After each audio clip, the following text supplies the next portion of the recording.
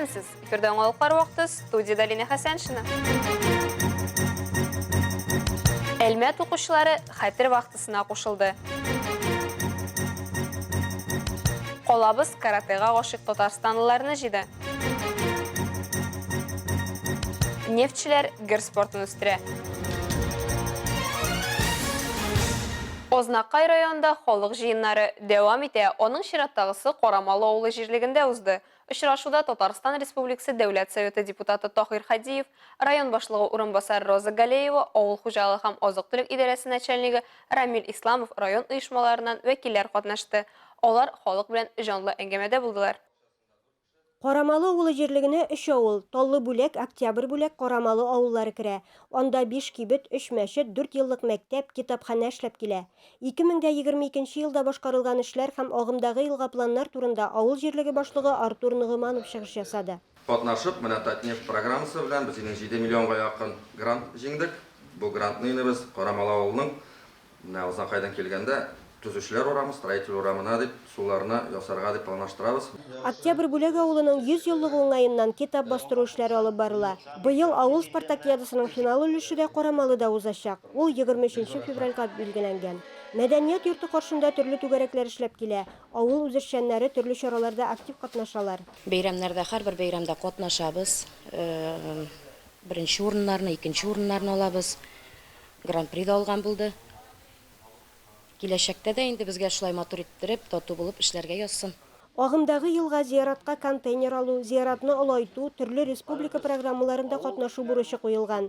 Җирлектә яңа ФАП булачак, яңа кибет төзеләчәк. Монда инде халык белән очрашабыз. Безнең өчен район җитәкчеләре өчен халык белән очрашу, алар белән уртак тел табу ул иң мөһиме бүгенге көндә. Халык җыены Таллы бүләк авылында башланып, алга таба Карамалы авылында дәвам итте. Таллы бүләк кооперативы җитәкчесе Наил Мутыгуллин хуҗалыкта башкарылган эшләр хакында хисап тотты.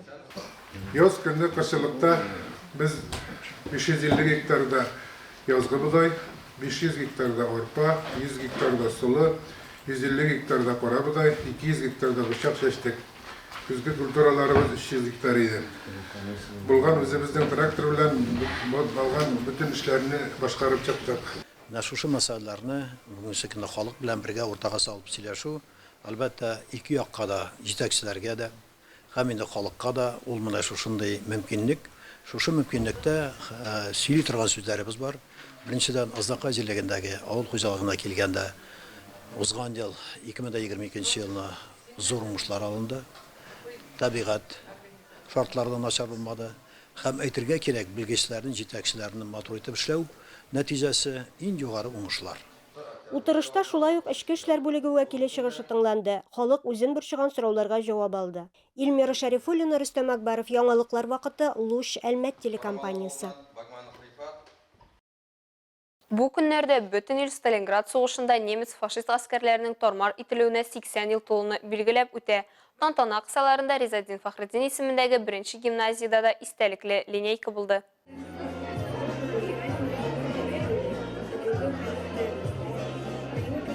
Залда вальс әйләнүче бу сабыйлар өчен яңгыраучы көй нибары көй генә. Ә менә аларның әби-бабайларына бу бөек җиңү көнен хәтерләткән шатлыклы да, сагышлы да мизгелләр.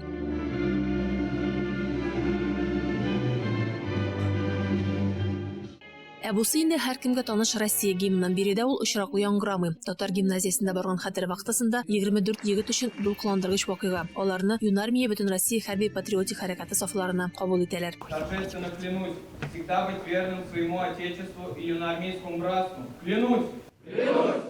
Сталинград сугышында немец фашист гаскәрләренең тормар ителүенә 80 ел тулуга багышланган бу чарада Бөек Ватан сугышы ветераннары, тыл хезмәтчәннәре, хәрби хәрәкәтләрдә катнашучы офицерлар, район ветераннар советы вәкилләре, эзләү отрядлары әгъзалары, укучылар катнашты. Буыннар очрашуы Әлмәт, Зәй һәм Норлаттан эзләү отрядлары эшләрен тәкъдир итү белән дәвам итте. Бөек Ватан сугышында хәбәрсез югалган каһарманнарыбызның исемнәрен һәм җәсәтләрен туган якка кайтару максатыннан эстабарлар ел әйләнәсе эшли. Бүген Россиядә шундый 1450-дән артык отряд барлыгы билгеле. Радифаның Манвадиан Юдина Айдар Кабиров, Яңалыклар вакыты, Луч, Әлмәт телекомпаниясе. Башка темаларга.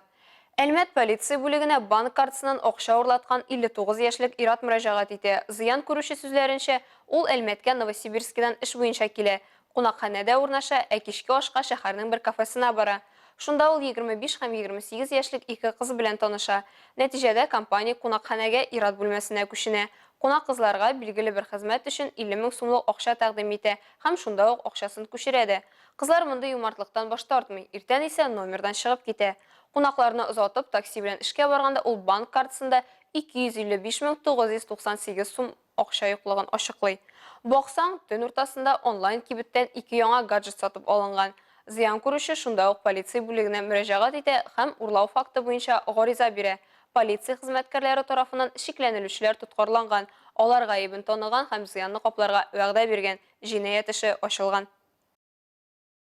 Әлмәттә Киокусинкай буенча республика беренчелеге үтте. Киокусинкан каратэ-до Россия Федерациясе оештырган ярышлар спортчыларны Идел буе федераль округы беренчелегендә катнашу өчен сайлап алу булды. 2 көн дәвамында каратэ йортында үз осталыкларын күрсәткән егет-кызлар белән без дә аралашып кайттык. Киокусинкай буенча узган Татарстан беренчелеге күп еллар Лениногорск шәһәрендә үткәрелгән. Быел оештыручылар Әлмәтне Татнефть иганәчелегендәге каратэ йортын сайлаган. Республика беренчелеге 200-гә якын катнашучыны җыйды. Татарстанлардан тыш Татамида, Башкортстан Республикасының Туймазы һәм Октябрьский шәһәрләре, шулай ук Ульяновск, Ижевскдан яклаучылар да чыгыш ясый.